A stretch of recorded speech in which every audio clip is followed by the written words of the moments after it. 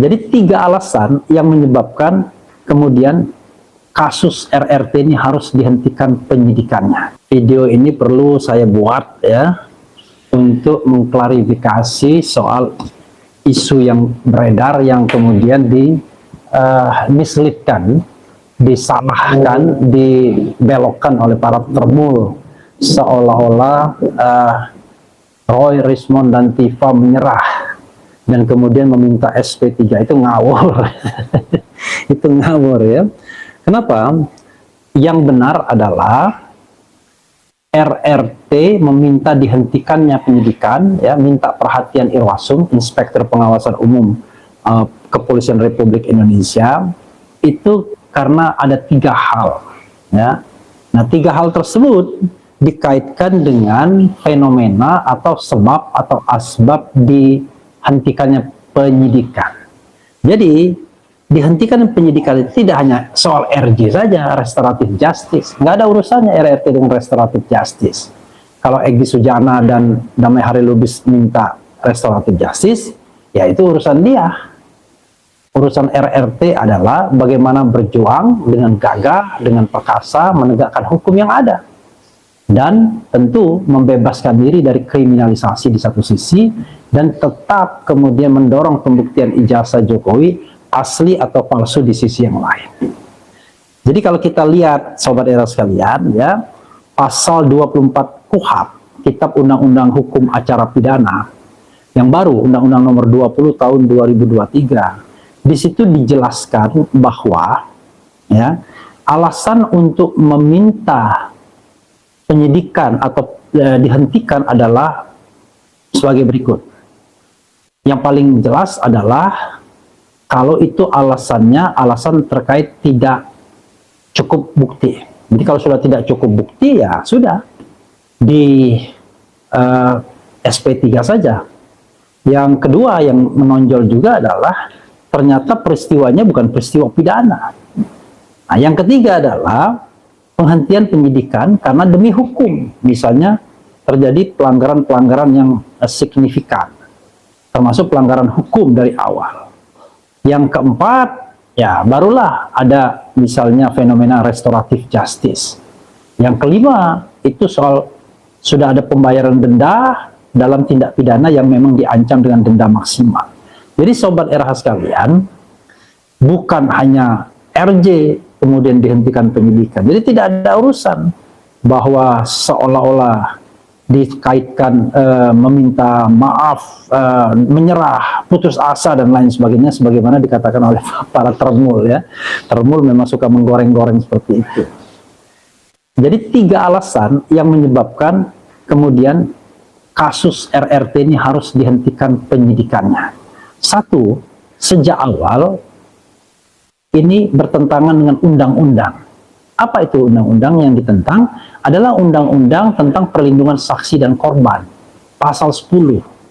Jadi undang-undang itu mengatakan bahwa saksi dan pelapor itu tidak boleh dilaporkan atau dikenakan tindak pidana baik perdata, laporan pidana dilaporkan baik pidana maupun perdata terhadap tindak pidana yang mereka laporkan atau mereka memberikan kesaksiannya, baik yang sudah maupun akan. Jangankan yang sudah, yang akan pun tidak boleh dilaporkan, ya kan?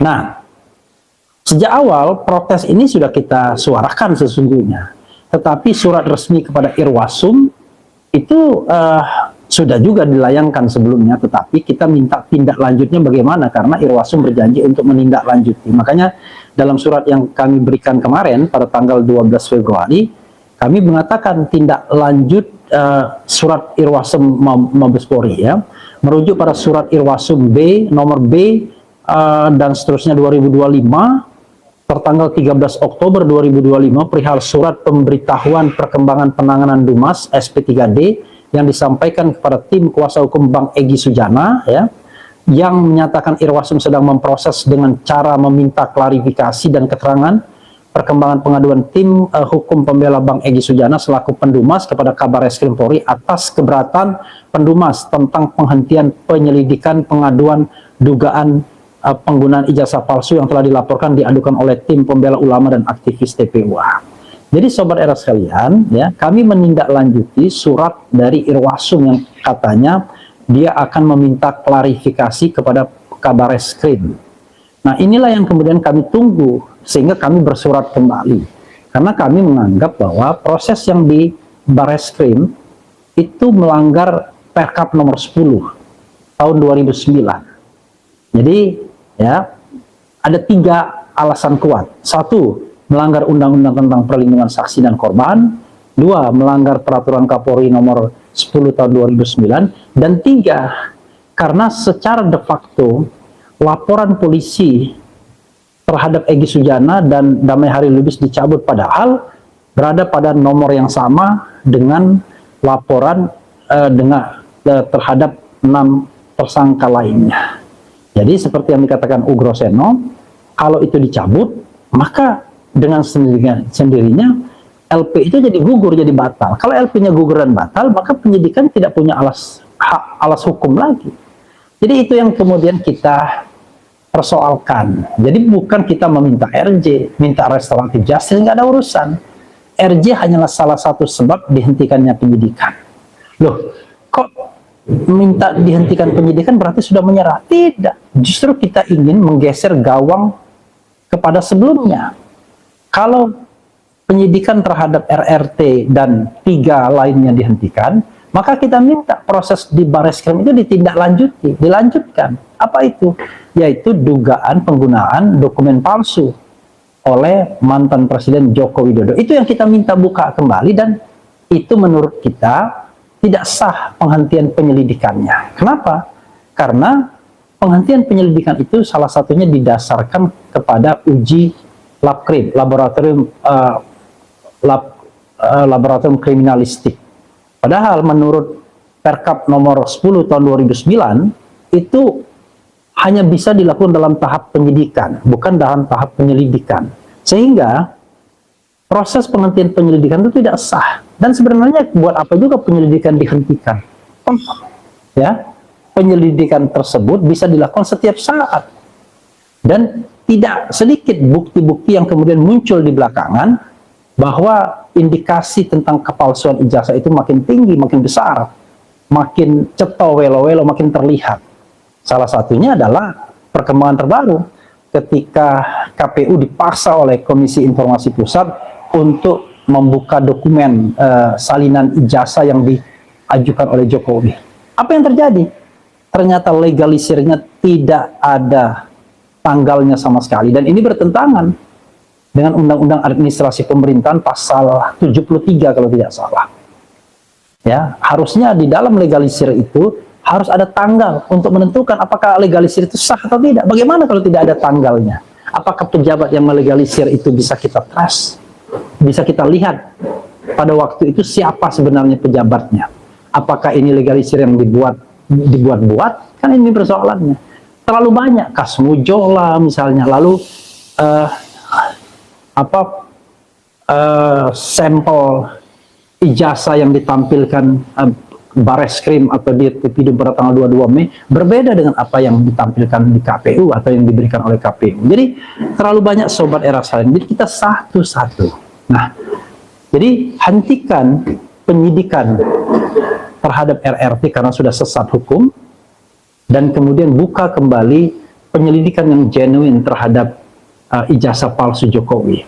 Jadi kalau para termul mengatakan, ayo kalau berani kita ke pengadilan dan lain sebagainya, itu pikiran yang saya katakan pikiran orang yang nggak paham, yang mau menipu masyarakat. Kenapa? Kalau kasus RRT ini disampaikan atau dilimpahkan ke pengadilan, maka kita akan kehilangan waktu untuk pembuktian ijazah Jokowi palsu atau tidak. Kenapa?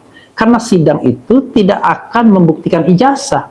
Sidang itu hanya akan membuktikan bahwa Roy, Rismond, dan Tifa itu telah melakukan misalnya fitnah, sudah melakukan ujaran kebencian, sudah melakukan pencemaran nama baik, bahkan sudah melakukan edit dokumen dan lain sebagainya. Tetapi apakah ijazah Jokowi palsu atau tidak, itu tidak akan dibuktikan sama sekali. Kalaupun dihadirkan sebagaimana dihadirkan oleh Polda Metro Jaya secara tidak good governance, clean government, ya begitu saja. Kita tidak bisa rely on dengan penyidik yang seolah-olah menjadi advokatnya Jokowi. Sebagaimana misalnya debat saya dengan Arianto Sutadi. Bagaimana mungkin seorang penasehat ahli Kapolri most of the time bicara bukan berdasarkan objektivitas tetapi stand membela kepentingan Jokowi dan bahkan ikut press conference kalau tidak salah, ya, correct me if I'm wrong.